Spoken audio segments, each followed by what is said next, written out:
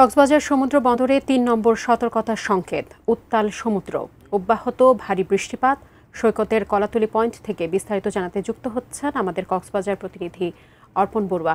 অর্পণ, আপনি আছেন তো কলাতলী পয়েন্টে, সেখানে এই মুহূর্তে কি অবস্থা বিরাজ করছে আমাদেরকে জানাবেন। যেমনটি বলছিলেন, কক্সবাজার সমুদ্র বন্দরে এই মুহূর্তে ৩ নম্বর সতর্কতা সংকেত রয়েছে। তবে অন্যান্য দিনের তুলনায় আমরা সমুদ্রের যে পরিস্থিতি, ঢেউয়ের যে তীব্রতা, সেটি কিন্তু অনেকটা কম দেখতে পাচ্ছি। অর্থাৎ গত কিছুদিন আগে যে ৩ নম্বর সতর্কতা সংকেত ছিল টানা ২-৩ দিন ধরে, সেসব আমরা দেখেছি কক্সবাজার সমুদ্র সৈকতের ঢেউ একেবারে সৈকতের পাড় পর্যন্ত উপচে পড়েছে। কিন্তু এই মুহূর্তে আমরা সৈকতের নির্দিষ্ট জায়গা থেকে অনেক দূরে আমরা সমুদ্রের ঢেউ দেখতে পাচ্ছি। তবে ঢেউয়ের তীব্রতা কিছুটা উত্তাল বলা চলে। কক্সবাজার সমুদ্র বন্দরে ৩ নম্বর সতর্কতা সংকেত আছে। পাশাপাশি কক্সবাজারে সকাল ৯টা পর্যন্ত ৬৭ মিলিমিটার বৃষ্টিপাত রেকর্ড করা হয়েছে।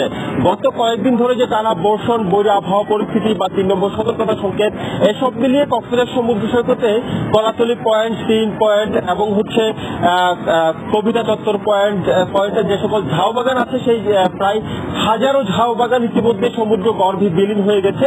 পাশাপাশি সৈকতের বিভিন্ন স্থানে ভাঙন দেখা দিয়েছে, অর্থাৎ সৌন্দর্য হানি বা শ্রীহীন হয়ে পড়ছে কক্সবাজার সমুদ্র সৈকত।